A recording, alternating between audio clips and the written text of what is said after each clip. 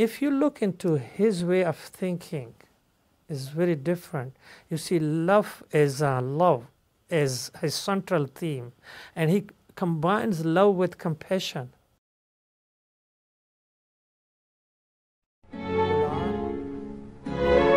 Is a little different from Islamic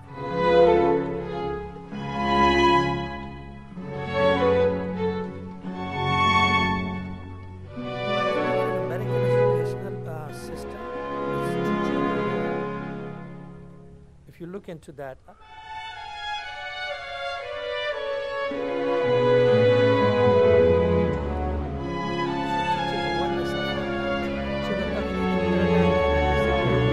just worship one God, but you do not.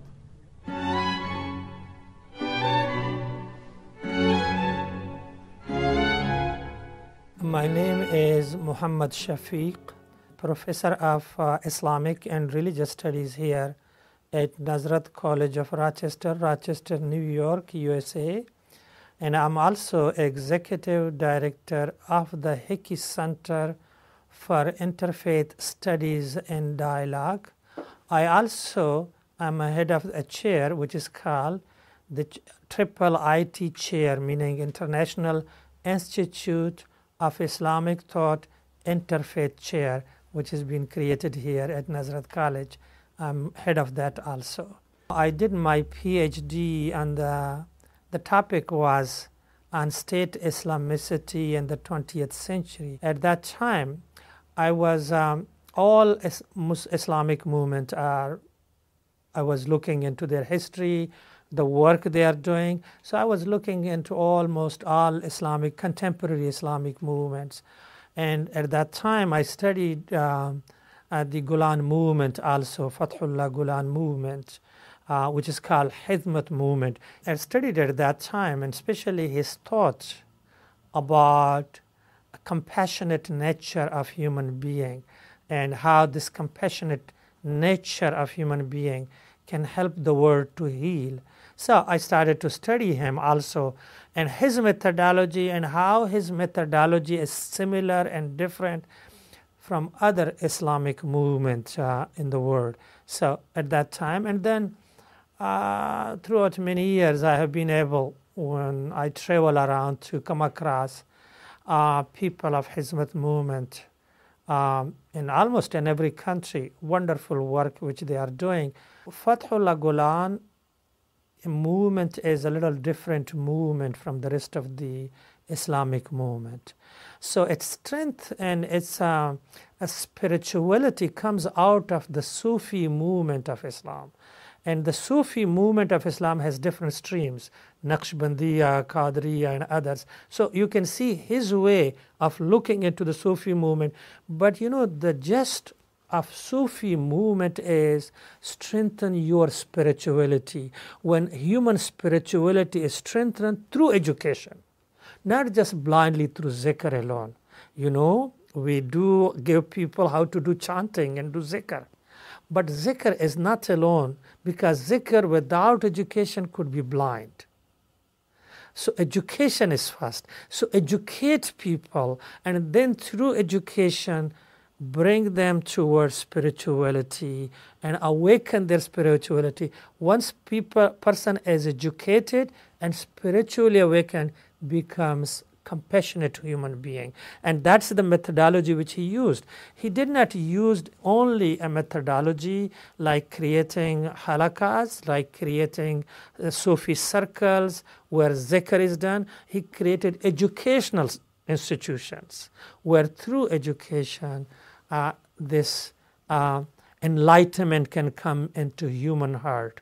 You know that when enlightenment comes to human heart, the human heart becomes peaceful.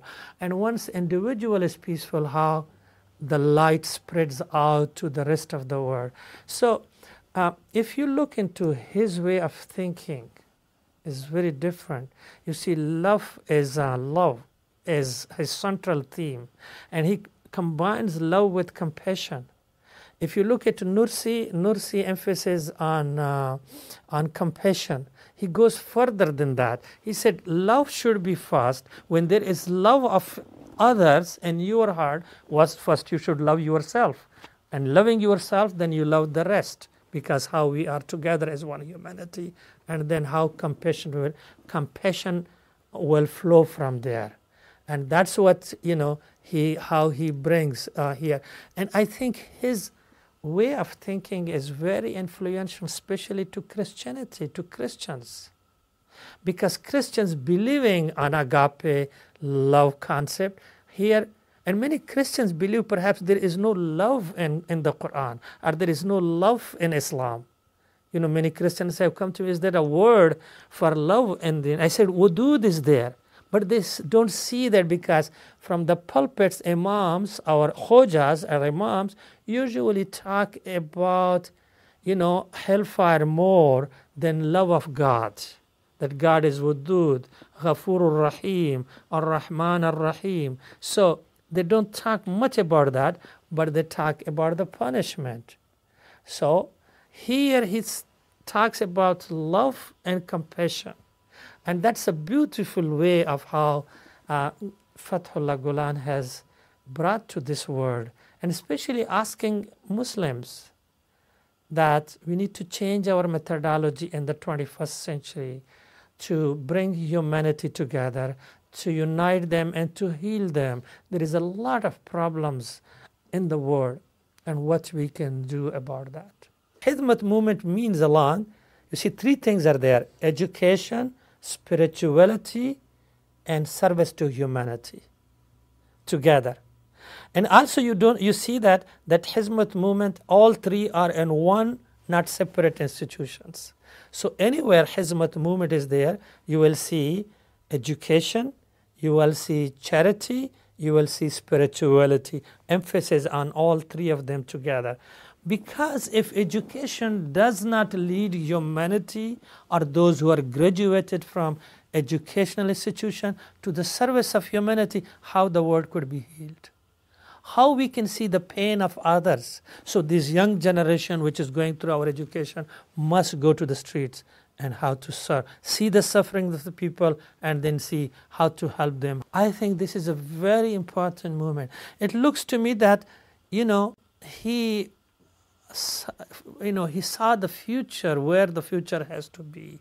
And the Hizmet movement, the way it is built upon it, and the way it is, its goal and objectives are, is how to combine all three, and that will eventually be beneficial to the world. So, meaning the Islam teaching is, in the Hizmet movement, is how these three things are essential for healing of individual as well as the community at large. Tawhidi paradigm, where is that oneness of God is there, it also teaches oneness of humanity. So the Tawhidi paradigm cannot be separated, that you just worship one God, but you do not look after human welfare. So Hizmet movement, you can see that translating the Tawhidi paradigm into the oneness of humanity. And the beauty of that is, certainly Muslims are to be served, but the Hizmet movement goes along, not only serving the Muslim community, but serving the rest. And also, the Hizmet movement does not distinguish between a believer and a non-believer, a Muslim, Christian, Jew, or an atheist, or anybody else. Does not distinguish in the service of humanity. Because actually, Tawhidi paradigm means God is one, and all creation, including environment. All creation means what God has created. That means whatever is there between on the earth and between earth and the heavens, whatever is there as the creation of God, and it is the responsibility of human being and the Tawhidi paradigm to safeguard that, to protect that. So again, Hizmet movement goal is not only to serve the needy, the poor, it's also environment. It's also all creatures, everything. So how to, God created us and gave this universe as amana, as a trust. How we can carry that trust. And that trust means to fulfill that trust, you take care of everything, what is there between heaven and the earth. This is very much Islam. You see that Islam does not mean just to say La ilaha illallah Muhammadur Rasulullah. that there is no God but one God, and Muhammad, peace be upon him, as the messenger of God. That is not just to say lip service, it's practical. You look, the Prophet, peace be upon him, first took a step to do things, then he would talk about it. The problem with the Muslim world is we talk a lot.